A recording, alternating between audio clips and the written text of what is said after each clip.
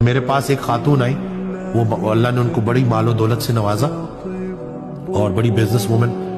لیکن اتنی anxiety depression میں چلی گئی، ان کے اپنے منہ کے الفاظ تھے کہ ایک وقت تھا کہ میں چاہتی تھی دنیا خرید لوں، آج میں اللہ سے دعا کرتی ہوں یا اللہ سب کچھ واپس لے لے، صحت دے دے مجھے واپس، میں یہ زندگی کیسے گزاروں گی؟ یعنی کہ وہ ایک دفعہ ایک اور بڑا پیارا حضرت کی بات نا وہ سمجھانے کے لیے کہ اگر آپ کے سامنے دسترخوان ہے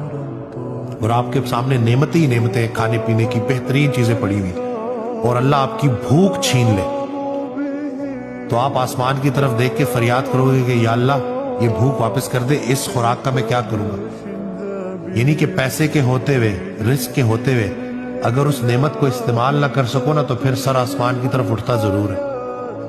اور انسان اگلی بات ہی کہتے ہیں یا اللہ گلہ نہیں کروں گا، ایک چانس اور دے دے۔ تو بس وہ حضرت کا بڑا پیارا فکرہ تھا کہ مجھے وہ بندہ بڑا پسند ہے جو کسی کا کسی سے کوئی گلہ نہیں کرتا۔